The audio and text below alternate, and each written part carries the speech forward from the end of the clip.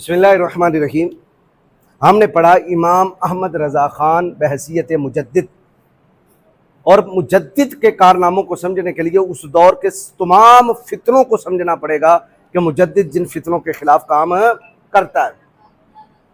अंग्रेज़ी ज़माना था, अंग्रेज़ ने जो फितने तरह तरह के अपने दौर में पैदा किए, उसमें पहला क्या था? जाली मदारिस, जाली मौलवी। चूँकि हमारा जो लेक्चर था, पिछला लेक्चर था, वो रिकॉर्ड होते होते अचानक एक जगह पे बंद हो गया। फिर मुसलसल अब तकाजा हो रहा है कि इसका पार्ट 2 भी बयान किया जाए।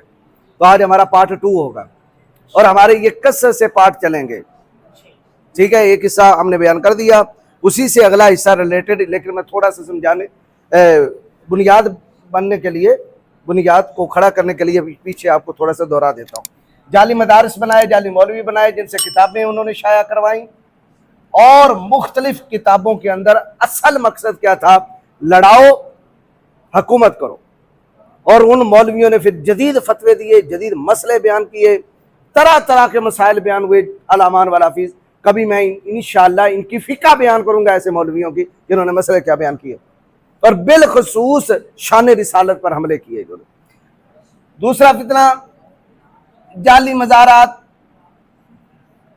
जाली पीर,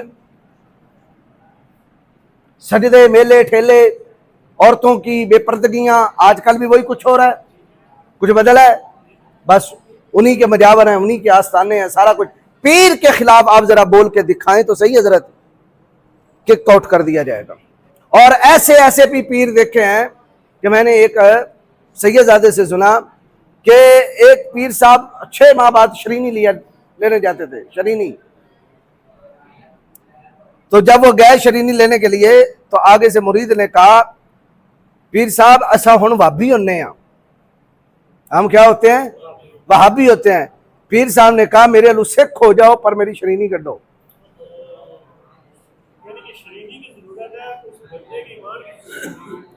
हमारे अकाबिर औलिया कामिलीन क्या करते थे? मुसलमान करते थे। इनको कोई गरज नहीं है कोई मुसलमान हो, काफर हो, क्या कुछ, शरीनी आनी चाहिए। ये 2 फितने। तीसरा जो फितना हुआ वो स्कूलों कॉलेज के अंदर नजरियात की तब्दीली, और सर सैयद अहमद खान का साथ साथ फितना चलता रहा, जिसने इनकार हदीस का बीज बोया हिंदुस्तान के अंदर। हदीस का मुतलकन इनकार कर दिया गया। कभी मैं मुकम्मल वजाहत सर सैयद पर भी लेक्चर रिकॉर्ड करवाऊंगा। चौथा फितना क्या हुआ? चौथा फितना हुआ है ईसाइयत का फरोग। ईसाइयत का फरोग कैसे हुआ भाई? जो गरीब थे उनको फ्री मिशनरी स्कूल बना दिए गए, वो गरीबों के बच्चे स्कूलों में पढ़ते, ईसाई बन जाते, ईसाई बना दिए जाते। दूसरा क्या था? पादरी मुनाजरों के चैलेंज करते, जब मद्दे मुकाबिल कोई आलिम ना निकलता, पूरे का पूरा इलाका ईसाई हो जाता। इस तरह हिंदुस्तान के अंदर ईसाइयत का फरोग हुआ। और चौथा क्या था? 5वां क्या था? खत्मे नबूवत को फाड़ना, जाली नबूवत खड़ी की गई। तो क्या बंदा निकला जी? मिर्जाए कादियानी, मिर्जाए कादियानी। ये तो चारों किसी तरह अवाम नास को काबिल कबूल हो गए, जाली मदारिस बन गए, जुब्बा कुब्बा, पीरी मुरीदी, ये वो, अवाम काला नाम। मौलवियों ने तरह तरह से अवाम नास को अपने पीछे उल्लू बना के लगा दिया, मज़ारों ने लगा दिया, दरबारों वालों ने लगा दिया। स्कूल कॉलेज में हमारे जो नापुख्ता कार बच्चे हैं वो पढ़ के प्रोफेसरों के इधर ईसाइयत का फरोग। आज भी देख लें, जहां मुनाजरा जो जीत जाए, अवाम उसका मजहब क्या कर लेती है? इख्तियार कर लेती है। यही कुछ हुआ। ये तो किसी तरह काबिल कबूल था। बर्रे सगीर में ये जाली नबूवत कैसे फैली कि बड़े बड़े जगीरदारों और मजहबों वालों ने और डेरेदारों वालों ने और खाते पीते घरानों ने मिर्जा कादियानी की नबूवत को तस्लीम किया। क्या वजह थी? वजह यह थी, ये मौलवी और जाली मदारिस, ये रास्ते इन्होंने हमवार किए। इनमें से कई मौलवी मिर्जा कादियानी के पास अपने मरीदों को बैठ के दुआएं करवाते थे कि दुआएं करवाएं, और वो इधर क्या कर रहा है? नबूवत का कसर खड़ा कर रहा है, महल खड़ा कर रहा है। जब मुझे बताएं इनके मुरीद, इनके शागिर्द, इनके चाहने वाले कहेंगे कि हजरत तो इनको मर्दे साले कहते हैं, बड़ा नेक पाक साहब कहते हैं, मुझे बताएं ये अवामुन नास इन फितरों में मुबतला हुई या नहीं हुई? हुई। आज इसका मैंने जवाब देना कि वो कौन से मौलवी थे जिन्होंने ये रास्ते खोले। सबसे पहले तो इस्माइल देलवी की इबारत, वो जो हमने पढ़ी थी, क्या पढ़ी थी इबारत कि अल्लाह अगर चाहे तो एक आन में करोड़ों मोहम्मद के बराबर पैदा कर डाले, रास्ता खोला। फिर उस पर जब उलमा ने इम्तिनाए नजीर का फतवा दिया कि दूसरा मोहम्मद पैदा होना मुमकिन नहीं, कैसे मुमकिन हो सकता है कि जब अल्लाह कह चुका मा काना मुहम्मदुन अबा अहदिम मिन रिजालिकुम वलाकिन रसूलुल्लाह व खातमुन नबिय्यीन।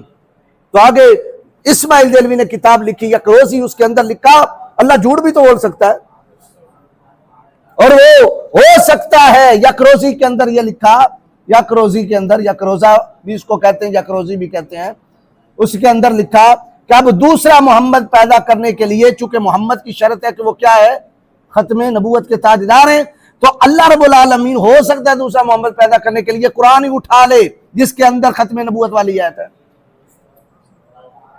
फिर लोगों के ज़हन से ये चीज ही उठा दे कि मैंने कोई वादा किया है खत्मे नबूवत का। जब लोग बिल्कुल भूल जाएंगे, कुरान उठ जाएगा, उस वक्त दूसरा मोहम्मद पैदा कर दे।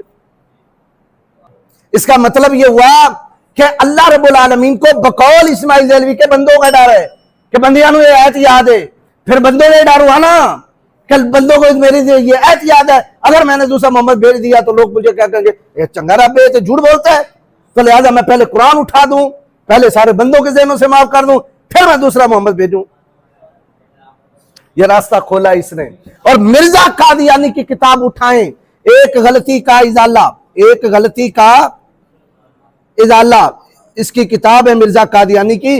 उसके अंदर उसने ये नहीं कहा कि मैं नबी हूं मिर्जा कादियानी गुलाम अहमद कादियानी रसूलुल्लाह, उसने कहा मैं ऐने मोहम्मद हूं। जो रास्ता इसने खोला था उसी ने वही कहा, मैं मोहम्मद हूं। एक मेरा जन्म मदीने मक्के में हुआ है, दूसरा मेरा कादियान में हुआ है। इसलिए मिर्जा कादियानी की ये मानने वाले जब पढ़ते हैं ला इलाहा इल्लल्लाह मुहम्मदुर रसूलुल्लाह, हम मुराद कौन सा लेते हैं, मुहम्मदुर रसूलुल्लाह, सरकारे जाने जाना को, मदीने वाली सरकार को। और ये मिर्जाई मुराद किसको लेते हैं, मोहम्मद से मुराद कादियानी को। हमारे भोले भाले भी वजीर शमीर बशीर वो कहते हैं जी देखो जी कलमा तो वही पढ़ते हैं। एक मरतबा मीटिंग हुई अमन कमेटी के हवाले से, मुहर्रम उल हराम करीब है, आज से 2 साल पहले यहाँ थाने के अंदर सारे मौलवी गए हुए थे तमाम मसालक के। शायद कामरान शायद थे कोई थानेदार मांगटा वाला के, हम भी मौजूद। मीटिंग खैर हो गई तो उसने कहा कि मैं फलां इलाके में गया, मरज़ई ने कहा कि हम तो वही कलमा पढ़ते हैं, हम तो वही नमाज पढ़ते हैं, काबा की तरफ है मुंह करते हैं। बस बात यह है कि हम कहते हैं कि जिस मादी की खबर नबी पाक ने दी है वो महदी आ गया है, बस मुसलमान मादी को नहीं मानते, इसलिए ये हमारे खिलाफ है। तो उसने क्या कहा कि मरज़ई कहते हैं, मेरी मरज़इयों से मुलाकात हुई है, वो कहते हैं हम वही कलमा पढ़ते हैं ला इलाहा इल्लल्लाह मुहम्मद रसूलुल्लाह, हम भी नमाज पढ़ते हैं, काबा की तरफ मुंह करते हैं, इसी कुरान को मानते हैं। बस बात यह है कि हम कहते हैं कि जो हदीस में आया कि मादी आएगा, हम कहते हैं हमारा मिर्जा क्या है, मादी है, बस मुसलमानों ने इसको मादी मानने से इनकार कर दिया है, तब ये हमारे मुखालिफ है। मैंने उस वक्त कहा कि आपको ये बात पता है कि कादियानी, मिर्जा कादियानी को ही मोहम्मद कहते हैं। मैंने उसी वक्त गूगल के अंदर लिखा वो किताब असल सकीन उसके आगे कर दी। मैंने कहा ये पढ़े क्या लिखा है। मैंने कहा जब हम कहते हैं अल्लाहुम्मा सल्ली अला मुहम्मदिन तो मुराद क्या है, ताजदार कायनात जाने जाना सय्यदुल अंबिया वल मुरसलीन मक्की मदनी नबी। और जब ये कहते हैं मोहम्मदिन तो मुराद क्या लेते हैं, कादियानी। मैंने कहा हमारा इनका इख्तिलाफ मादवियत का नहीं है, खत्मे नबूवत का है। और ये रास्ता किसने खोला, इस्माइल देलवी ने। फिर एक मौलवी साहब उन्होंने किताब लिखी तहजीरुन नास। क्या किताब लिखी, तहजीरुन नास मिन आसारे इब्ने अब्बास। ये क्या चीज है, आसारे इब्ने अब्बास क्या चीज है। इब्ने अब्बास हजरत अब्दुल्ला इब्ने अब्बास नबी पाक अलैहिस्सलाम के चचा के बेटे, हिब्रुल उम्मा, उम्मत के सबसे पहले उस्ताद, मुफस्सिर कुरान। सूरह तलाक के अंदर, सूरह तलाक की आयत है 12, सूरह तलाक की आयत नंबर 12 के अंदर अल्लाह इरशाद फरमाता है अल्लाहुल्लज़ी खलक़ सबअ समावातिन व मिनल अर्दि मिस्लहुन्ना। अल्लाह वो है कि जिसने 7 आसमान बनाए और 7 ही जमीनें बनाई। ठीक हो गया? कितने आसमान, कितने जमीनें? सूरह तलाक आयत नंबर 12। बड़े बड़े प्रोफेसरों के दिमाग खराब हुए हैं, ये आसमानों का जिक्र है, जमीन 7 कहां है? तो ये है 7 जमीनें। ठीक हो गया? अब एक रवायत किताबों के अंदर आ गई है, सुनिए वो रवायत क्या है। रवायत यह है कितनी जमीनें हैं? 7। रवायत के अंदर, रवायत से मुराद है हजरत अब्दुल्ला इब्न अब्बास का कौल। कौल है, कौल के अंदर क्या लिखा है कि 7 जमीनों में, हर जमीन में आदम भी है, हर जमीन में नूह भी है, हर जमीन में इब्राहिम भी है, हर जमीन में मूसा भी है, हर जमीन में ईसा भी है और हर जमीन में मोहम्मद भी है।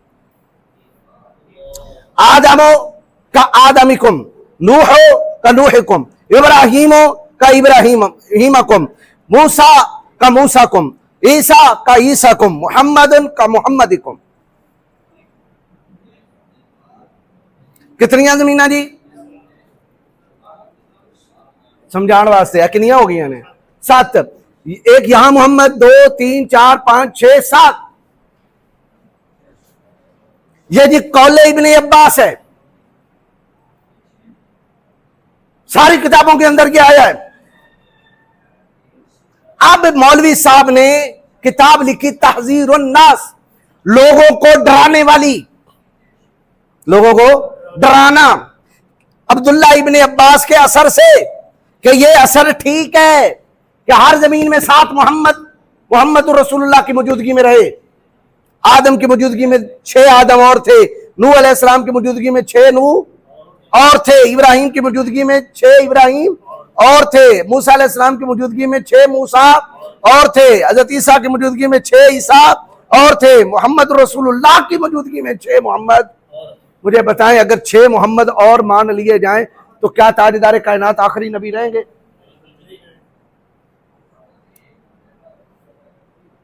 और इस मौलवी का नाम है जी मौलवी कासिम। ना नोता का रहने वाला था, इसलिए इसे कहा जाता है जी ना नोतवी। ठीक है? अब इसे लोगों ने कहा कि अगर 6 मोहम्मद और मान लिए जाए तो खत्म नबूवत नहीं रहती। ये क्या किया? तो कहने लगा अच्छा हमारे यहां खत्म नबूवत का क्या माना है? हजूर आखिरी। कहने लगा नबी पाक को आखिरी नबी कहना ये अवाम का ख्याल है। किसका ख्याल है? खासा का कोई नहीं। मुझे बताएं सहाबा आम है कि खास हैं? तो टोक नहीं देते मुसलमान कजाब हो रही। तो नबी पाक अलैहिस्सलाम खुद हुजूर जाने जाना आम है या खास है? तो खुद हुजूर जाने जाना फरमाते हैं फद्दिलतु अलल अंबिया बिसित्तिन उतीतु बिजवामिल कलिम व नसिरतु बिरुबि उहिल्ल लियल गनाम व जुइल लियल अर्दु मस्जिदन व तहूरा व उरसिलतु इलल खल्क़ि काफ़ा व ख़ातिम नबिय्यिन। नबूवत का सिलसिला मेरे ऊपर खत्म किया गया। क्या नबी पाक अलैहिस्सलाम अवाम थे?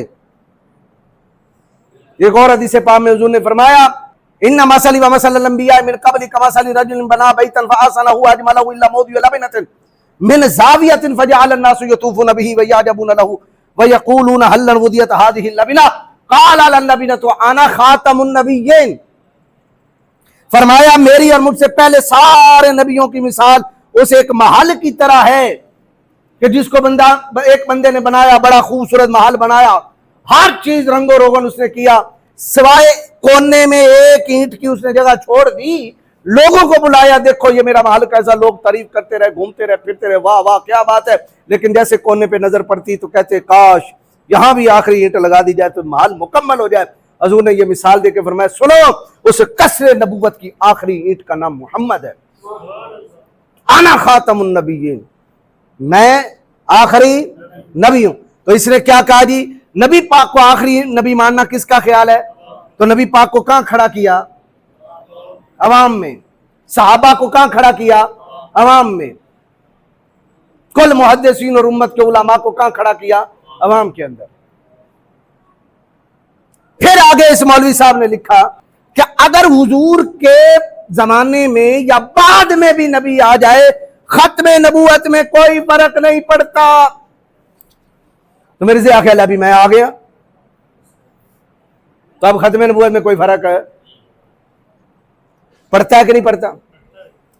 उसने कहा बिल फर्ज अगर जाने जाना के बाद कोई नबी आ जाए तो खत्मे नबूवत में फर्क नहीं पड़ता। मुझे बताएं, हुजूर के बाद अगर कोई नबी आ जाए खत्मे नबूवत में फर्क पड़ेगा कि नहीं पड़ेगा? एक कोर्स हम कर रहे थे, उस्ताद मोहतरम रहमतुल्लाह अलैहि ताला की मौजूदगी में एक देवबंदी खड़े हो गए, कहने लगे जी बिल फर्ज का है, बिल फर्ज, बिल फर्ज। हकीकत नहीं, क्या कहा है उस्ताद? क्या ठीक है, बिल फर्ज, तू अपनी बीवी नू तलाका दे देवे, नकाज फर्क नहीं पड़ता भाई। बिल फर्ज, बिल फर्ज अगर तू किसी बंदे को मार दे तो तू कातिल नहीं होगा। बिल फर्ज तू किसी कंजरी से मुंह काला कर ले, तेरा करैक्टर में कोई फर्क नहीं पड़ेगा, पड़ेगा। तो जब हुजूर के बाद कोई नया नबी आएगा, मानोगे तो खत्मे नबूवत में फर्क पड़ेगा। यह किस मौलवी ने रास्ता खोला? कासिम ननौतवी ने। यही बात है, ये पिछले दिनों कादियानियों का और देवबंदियों का मुनाजरा हुआ लंदन में। तो कादियानियों ने पढ़ पढ़ के कासिम ननौतवी इस्माइल के बारे में उन्होंने मत मार दी थी। ये रजा के नेजे की मार है कि वदू के सीने में गार है, कि ये वार वार से पार है, किसे चारा जोई का वार है, कि ये वार वार से पार, किल किल के रजा है खंजरे खूंखार बरकबार, आदा से कह दो खैर मनाए ना शर करें। हिंदुस्तान में खत्म नबूवत का पैरे देने वालों में सरे फरिश्त इमाम अहमद रजा खान और ताजदारे गोलड़ा शरीफ खड़े थे। बात समझ आ रही? बाकी तो ये टाउट थे। दो बातें हो गई। अब ये लाल लुल्ला नहीं जी, मौलवी साहब का ये माना था। ये एक मुझे कहने लगा जी नबी पाक को आखिरी माना जाए तो इसमें कोई फजीलत तो नहीं है। जिस तरह क्लास में एक आखिरी लड़का आ जाए तो उसका आखिरी होना ये फजीलत की कोई बात है? भाई समझ आ रही है कि नहीं है? एक आदमी के 5 बच्चे हैं, एक आखिर में पैदा हुआ है, उसका आखिर में पैदा होना उसकी कोई फजीलत वाली बात है? यानी वो सबसे अफजल है जो आखिरी पैदा हुआ है। तो क्लास में सारे पहले पहले आए हैं, एक छेकड़ आ गया तो जो लेट आया है वो फजीलत वाला है। अब मौलवी साहब ने ये मिसालें देनी शुरू कर दी। आखिर में आना कोई फजीलत की बात नहीं। और जो आयत है मा काना मुहम्मद नबा अहदिम मिन रिजालिकुम वलाकिन रसूलुल्लाह व खातमन नबिय्यीन, ये मकाम मदा में आया है। और मदा उस वक्त ही हो सकती है कि जब इसका तर्जुमा आखिरी ना किया जाए, क्योंकि आखिर में आना मदा नहीं होती, तारीफ नहीं होती। बंदा आखिर में आ गया, ये कोई तारीफ है? जुमा पढ़ा जा रहा है, खुतबे में खतीब खड़ा है, सारे आ गए, एक आखिर में आ गया, बताओ उसको कुर्बानी, ऊंट की कुर्बानी का सवाब मिलेगा? जो पहले आया उसको मिलेगा। लिहाजा आखिरी होना कोई फजीलत की बात नहीं। ये मौलवी साहब की गप्पे सुने। ये सियालकोट में मेरे साथ ऐसे हुआ। मैंने कहा सोनम ब्रेक लगा, आखिरी नबी होना, क्लास में आखिर होना फजीलत नहीं है, बच्चों में आखिर पैदा होना फजीलत नहीं है, जुमे में आखिर में आना फजीलत नहीं है, किसी भी मैदान में आखिर में आना फजीलत नहीं है। लेकिन नबूवत में आखिरी आना खुद फजीलत है। कहने लगा कैसे? मैंने कहा खुद हुजूर ने कहा फद्दलतु अलल अंबिया बिसित्तिन, मुझे नबियों पर फजीलत दी गई, सब नबियों पर फजीलत दी गई, मैं सबसे अफजल बना के भेजा गया हूं 6 वजह से। कितनी वजह से? नंबर 1 ओतीतु बिजवामिल कलिम, मुझे जवामे कलम दिए गए, व नुसिरतु बिर्रुब, रोब के साथ मेरी मदद की गई। तीसरा व जुइल लियल अर्दु मस्जिदन व तहूरा, मेरे आने से अल्लाह ने पूरी जमीन को मस्जिद और पकीजा बना दिया है। तुम जहां भी नमाज पढ़ोगे तुम्हारी नमाज कबूल हो जाएगी। पानी नहीं है, मिट्टी से तयम्मुम करो, कबूल हो जाएगी।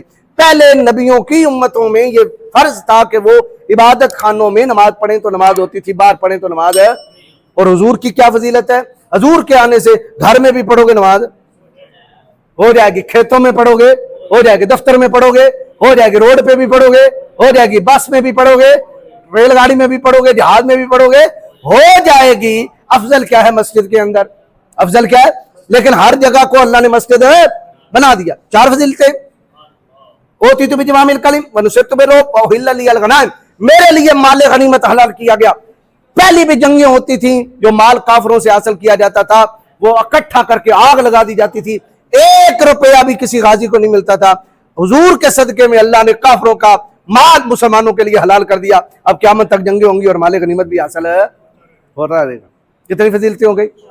4। 5वीं फरमाया और सिलतुल खल्क़ के काफा, मुझे अल्लाह ने सारी मखलूक का नबी बनाकर भेजा है, आसमानों जमीनों का मैं रसूल बन के आया।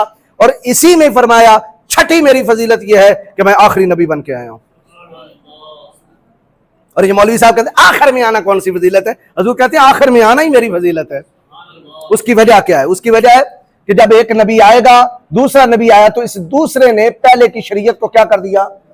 खत्म कर दिया। अब दूसरे के बाद जब तीसरा आया तो इस तीसरे ने दूसरे की शरीयत को क्या कर दिया? खत्म करते करते करते रसूल कायनात आखिर में आए।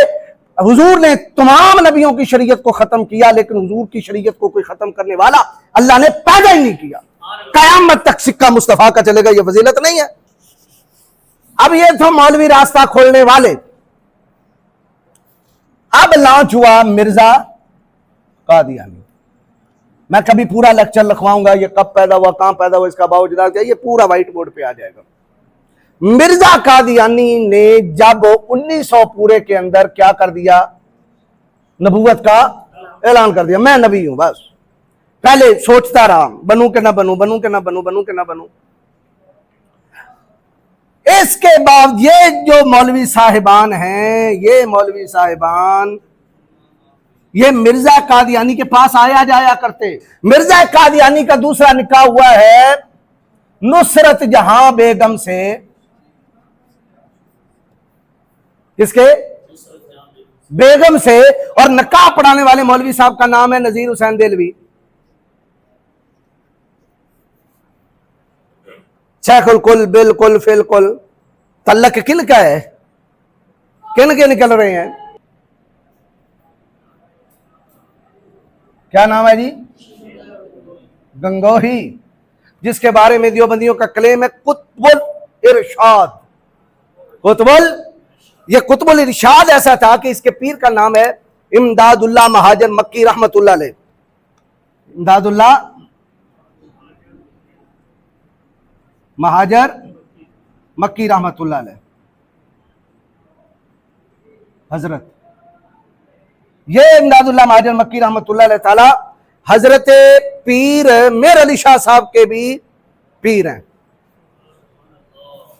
और एज ए खिलाफत, यानी इन्होंने पीर मेर अली शाह साहब को भी खिलाफत अता की। सियाल शरीफ से भी पीर मेर अली शाह साहब को खिलाफत मिली और इनसे भी मिली। ये इमदादुल्लाह महाजर मक्की रहमतुल्लाह अलैह ताला की एक किताब है हफ्त मसला। क्या किताब है जी? हफ्त मसला। हफ्त मसला के अंदर हजरत इमदादुल्लाह महाजर मक्की ने जब सुना कि हिंदुस्तान में बड़े झगड़े पड़ रहे हैं और ये झगड़े पैदा करने वाला ये बंदा था, तो आपने वो 7 मसले लिखे इम्कान नजीर वाला कि हुजूर की मिसल मुमकिन है या नहीं, ये झूठ बोलने वाला कि अल्लाह झूठ बोल सकता है कि नहीं, इस बार मिलाद करना कैसा है और या रसूलुल्लाह कहना कैसा है, वगैरह वगैरह 7 मसले लिखे। इस रशीद अहमद गंगोई ने जब पीर की किताब पढ़ी है, चूल्हे चिपा दियो, पीर की किताब को चूल्हे में डालो। रशीद अहमद गंगोई क्या करता था, इसके बारे में लिखा है कि देवबंदी मौलवी मोहम्मद लुधियानवी ने लिखा, यह फतावा कादरिया के अंदर है, जिस रोज कादियानी शहर लुधियाना में वारिद हुआ था। किसी शहर के अंदर जी? लुधियाना शहर। लुधियाना शहर में वारिद हुआ था। राकमुल हरूफ आनी महमूद मौलवी अब्दुल्ला साहब और मौलवी इस्माइल साहब ने बराहीने आमदिया को देखा, यानी इसकी किताब का नाम क्या है? बराहीने आमदिया। बराहीने आमदिया को देखा तो उसमें कुफरिया अंबार दर अंबार पाए और लोगों को कबल अज दोपहर इत्तला दी गई कि यह शख्स मुजद्दिद नहीं है बल्कि जिंदीक और मुल्हिद है। लोगों को पता चल गया कि यह बंदा क्या है? जिंदीक है और मुल्हिद काफिर है। अच्छा, तो आगे लिखा गिरदो नवा के शहरों में फतवे लिखकर रवाना किए गए। हर तरफ से उलमा के क्या है? इसके खिलाफ फतवे आए कि यह शख्स मुर्तद है, इसकी किताब कोई शख्स खरीद न करे। इस मौका पर अक्सर ने तकफीर की राय को तस्लीम न किया, बल्कि मौलवी रशीद अहमद गंगोई ने हमारी तहरीर की तरदीद में एक तूमार लिखकर हमारे पास रवाना किया और कादियानी को मर्दे साले कहा। क्या कहा जी? मर्दे साले। अच्छा, यह फतावा कादरिया सवा 3-4 के अंदर इबारत है। आगे चलिए, ये मेरे पास किताब पड़ी हुई है तज़किरतुर रशीद, ये किताब है। इसके अंदर लिखा है मिर्जा गुलाम अहमद कादियानी जिस जमाने में ब्राहीन अहमदिया लिख रहे थे, कौन सी किताब जी? ब्राहीन अहमदिया लिख रहे थे, उनके फजलो कमाल का अखबारात में चर्चा था और शोरा था। हालांकि उस वक्त इस मिर्जा को हजरत रशीद अहमद गंगोई से अकीदत थी। खुरे लबन ने खुरा मिल रहा है, किससे अकीदत है? और रशीद अहमद गंगोई से अकीदत थी भी थी। उस तरफ से जाने वालों से दरियाफ्त करते थे, जेडे गंगोई शहर जानते थे, उससे दरियाफ्त करते थे कि हजरत मौलाना अच्छी तरह है, हजरत मौलाना अच्छी तरह है, और दिल्ली से गंगो कितने फासले पर है, रास्ता कैसा है। गर्ज हाजिरी का ख्याल भी मालूम होता था, यानी ये चाहता था कि मैं इसकी बारगाह में क्या दूं? हाजिरी दूं। उस जमाना में रशीद अहमद गंगोई ने एक मरतबा यूं फरमाया था कि काम तो ये शख्स अच्छा कर रहा है मगर पीर की जरूरत है। काम तो ये अच्छा कर रहा है मगर, यानी मैं आगे आशिया लगा दूं कि मेरा मुरीद हो जा, रल के पीर मुरीद कम चाह के रखेंगे। इसी रशीद अहमद गंगोई ने फतवा दिया कि रहमतुल लिल आलमीन होना ये हुजूर का खासा नहीं है, ताजदार कायनात का। हर बंदा रहमतुल लिल आलमीन हो सकता है, जबकि ये खासा किनका है? वमा अरसलनाका इल्ला रहमतल लिल आलमीन। इसलिए मिर्जा कादियानी ने इल्हामात के नाम से किताब लिखी, उसके अंदर लिखा मैं रहमतुल लिल आलमीन हूं। राह किन्ने खोले? रशीद गंगोई ने। कुछ बातें समझ आ रही हैं? अच्छा, ये तो था रशीद अहमद गंगोई। पीर अब्दुल कादिर रायपुरी, ये आजकल कुछ देवबंदी भी कादरी कहलाते हैं कि नहीं? वो इसी अब्दुल कादिर की वजह से कहलाते हैं। हमारी आवाम धोखे में पड़ जाती है कि शायद ये हुजूर शेख अब्दुल कादिर जिलानी महबूब सुबहानी अल गिलानी अल बगदादी की वजह से। ये क्या करता था? ये हजरत पीर अब्दुल कादिर रायपुरी हजरत जी ये मिर्जा कादियानी से दुआएं करवाता था, बकायदा याद दहानी के लिए कई कई दिन चिट्ठियां लिखता था, हजरत दुआ कर दे मेरा खात्मा ईमान पे हो जाए। या तो ये घोट घोट पीतियां और अपना गल्ला कीतियां वाला इस तरह मस्त अलस्त पीर था, या फिर ये वो थे जो अंग्रेज के टाउट थे, मुरीदों का दिमाग खराब करना था। जाओ, अच्छा जी, तो ये पूरी इसकी वजाहत आ जाएगी। इसी अब्दुल कादिर रायपुरी के सफर कादियान के बारे में भी ये लिखा है कि हकीम नूरुद्दीन मिर्जा कादियानी का जो खलीफा था नूरुद्दीन साहिब किसी मजलिस का तज़किरा करते हुए फरमाया, मैं देखता था कि कुछ कुछ वक्फे के बाद वो बड़े दर्द से ला इलाहा इल्ला अंत सुब्हानका इन्नी कुन्तु मिनज़ ज़ालिमीन इस तरह पढ़ते थे कि दिल खींचता था। मुझे ख्याल था कि इनको ऐसी दिक्कत और अनाबत होती है, ये कैसे जलालत पर हो सकते हैं। मगर इसके साथ दिल में आता था कि मैं जिस अल्लाह के बंदे को देख कर आया हूं, अगर अल्लाह ताला रहमान और रहीम है और यकीनन है तो उसके जलालत पर नहीं छोड़ सकता। इस सफर से मिर्जा कादियानी साहब से भी मुलाकात हुई। किसकी? अब्दुल कादिर की। अब्दुल कादिर रायपुरी फरमाते हैं कि मैं उनके इमाम के पीछे नमाजें पढ़ा करता था। हाँ जी, दसो, बताएं भाई। मैंने कहा मिर्जा कादियानी के फितने का रास्ता किन्होंने खोला? ये थे वो फितनाबाज मौलवी। और मौलवी अशरफ अली थानवी की तरफ आ जाएं। मौलवी अशरफ अली थानवी। मौलवी अशरफ अली थानवी ने एक मुरीद ने ख्वाब देखा। ख्वाब में क्या देखता कि मैं पढ़ रहा हूं ला इलाहा इल्लल्लाह अशरफ अली रसूलुल्लाह। फिर मैंने दुरूद पढ़ा अल्लाहुम्मा सल्ली अला सय्यिदिना व मौलाना व नबिय्यिना अशरफ अली। कौन कर रहा है? मुरीद फिर उठ के कहने लगा मुझे नदामत हुई, तौबा हुई, ये मैंने क्या किया।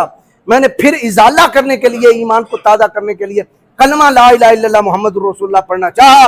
फिर भी मेरी जुबान से अदा हो रहा था ला इलाहा इल्लल्लाह अशरफ अली रसूलुल्लाह, अशरफ अली रसूलुल्लाह। मैंने फिर खत लिखा हजरत की तरफ, अशरफ अली थानवी की तरफ, हजरत ये कुछ मुझसे हो रहा है, बेख्तियार हो रहा है, मैं क्या करूं। आगे से हजरत ने ये नहीं कहा कि तौबा कर, हजरत ने कहा तसल्ली रख, तेरा पीर बड़ा सही है,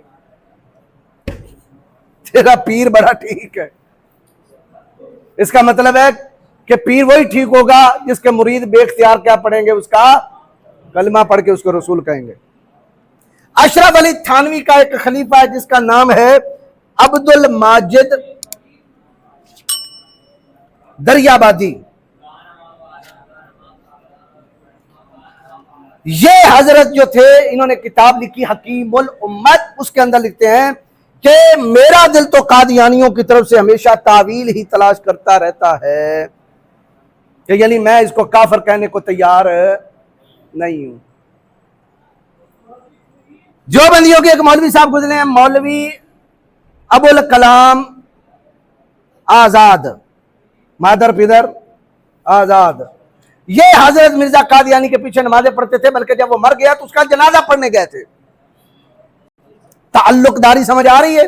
इसलिए जब ज़र्ब रजा लगी है ना तो ये सारे चीखे हैं। तो किस किस फितने के खिलाफ आला हजरत ने काम किया? हर फितने के खिलाफ। लौमत लाइमिन वला लौमत लाइमिन, उसको किसी का डर नहीं था। ठीक हो गया। इसलिए फिर इन्होंने बड़ी बड़ी किताबें और गालियां लिखी आला हजरत को, इमाम अहमद रजा खान को। एक मौलवी साहब ने किताब लिखी है शाहब साकब, 600 गालियां दी आला हजरत को उसने। आला हजरत के पास उनके मुरीदीन ने कहा, हजरत फलां मौलवी आपको गालियां दे रहा है, फलां दे रहा है, फलां लिख लिख के खत पे खत लिख के गालियां भेज रहा है, किताबें शाया कर रहा है, ये है वो है। आला हजरत अजीमुल बरकत ने आगे से बोला क्या जवाब दिया, वो जितनी देर तक मुझे गालियां देते हैं उतनी देर तक रसूलुल्लाह को तो नहीं ना देते, बचे तो रहते हैं ना। तो मैं इस वक्त रसूलुल्लाह के नामूस की ढाल बना हुआ हूं, मुझे गालियां निकालने पर रसूलुल्लाह को गालियां ना निकालें। उस किसी कलंदर आख्या सी ना, मैं कुत्ता पाक रसूलुल्लाह दा भौंके शोर मचावे, नमूस रिसालत गुलशन अंदर कोई सूर ना फेरा पावे। हाँ जी, ये है तारफ हमारा।